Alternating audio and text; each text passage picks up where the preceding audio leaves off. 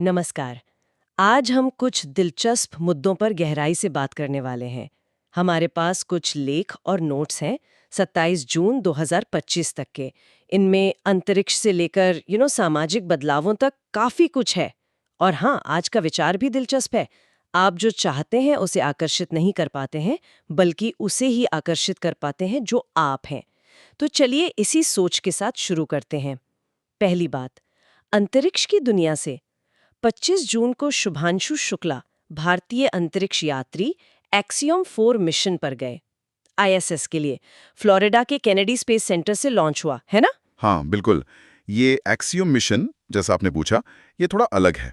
ये कोई सरकारी मिशन नहीं है। एक्सियम स्पेस एक प्राइवेट कंपनी है। वो आयोजित करती है ऐसे मिशंस आईएसएस के लिए। अच्छा, प्राइवेट एस्ट्रोनॉट मिशन। हाँ, तो शुभांशु शुक्ला का इसमें जाना ये दिखाता है कि भारतीय अब सिर्फ सरकारी एजेंसियों के जरिए ही नहीं, बल्कि प्राइवेट सेक्टर से भी स्पेस में जा रहे हैं। ये एक नया ट्रेंड है। हाँ, ये काफी प्रतिष्ठित माना जाता है। ये सिर्फ किताबी ज्ञान नहीं है। इसमें प्रैक्टिकल स्किल्स, टीम वर्क, असली स्पेस मिशन जैसी चुनौतियां होती हैं। तो जाह्नवी का इसमें सफल होना न सिर्फ उनकी अपनी काबिलियत दिखाता है, बल्कि ये भी कि वैश्विक मंच पर भारतीय युवा कैसे जगह बना रहे हैं। सही कहा, भविष्य के लिए अच्छा संकेत है ये। अच्छा, अंतरिक्ष से अब थोड़ा नीचे आते हैं, इफ्को की बात करते हैं। नोट्स में था कि उन्होंने ब्राजील में अपना पहला विदेशी नैनो उर्वरक संयंत्र लगाने की घोषणा की है। ये नैनो फर्टिलाइजर, ये क्या चीज है? सामान्य खाद से अलग है क्या? हाँ हाँ, काफी अलग और कह सकते हैं क्रांतिकारी भी। नैनो उर्वरक में पोषक तत्वों के कण बहुत ही छोटे होते हैं, नैनो स्केल पर। इसका फायदा यह है कि पौधे इन्हें ज्यादा आसानी से और तेजी से सोख लेते हैं। अच्छा। हाँ, तो फसल की पैदावार बढ़ सकती है और उर्वरक की बर्बादी भी कम होती है। पर्यावरण के लिए भी बेहतर है। और ब्राजील जैसे बड़े कृषि वाले देश में प्लांट लगाना ये इफ्को के लिए एक बड़ा स्ट्रैटेजिक कदम है। तो कम लागत, ज्यादा फायदा और पर्यावरण का भी ध्यान, ये तो बढ़िया है। चलिए, विज्ञान की एक और खबर, ये भी अनोखी है। ब्रिटेन के वैज्ञानिकों ने कैरेबियाई द्वीप की एक महिला में एक नए ब्लड ग्रुप का पता लगाया है। मुझे तो लगता था AB बस यही सब होता है। हाँ, आमतौर पर हम यही जानते हैं, लेकिन मानव रक्त बहुत जटिल है। इसमें कई और छोटी छोटी ब्लड ग्रुप सिस्टम होते हैं। ये नई खोजें खासकर तब जरूरी हो जाती हैं जब किसी को खून चाहिए हो और उसका ब्लड ग्रुप बहुत रेयर हो। अच्छा। हाँ, इससे जेनेटिक विविधता समझने और सेफ ब्लड ट्रांसफ्यूजन में मदद मिलती है। अभी भी बहुत कुछ है जानने को हमारे शरीर के बारे में। सच में कितना कुछ अनजाना है।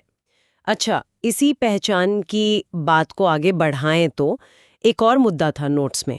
मध्य प्रदेश सरकार ने ट्रांसजेंडर समुदाय को सामाजिक और शैक्षणिक रूप से पिछड़ा वर्ग, मतलब ओबीसी के रूप में मान्यता दी है। हाँ, ये एक महत्वपूर्ण कदम है। इसका मुख्य उद्देश्य यही है कि ट्रांसजेंडर समुदाय को शिक्षा और सरकारी नौकरियों में आरक्षण का लाभ मिले, जिससे उन्हें सामाजिक और आर्थिक रूप से सशक्त होने में मदद मिले। मुख्य धारा में लाने की कोशिश है ये।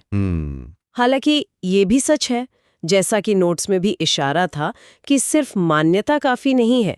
जमीनी स्तर पर इसका सही इम्प्लीमेंटेशन और सामाजिक स्वीकृति, वो असली चुनौती होगी। सही बात है। एक शुरुआत है, पर रास्ता लंबा है। अच्छा, इन सब मानवीय प्रयासों और खोजों के बीच प्रकृति की एक ताकत का भी जिक्र था, समुद्र में ज्वार भाटा।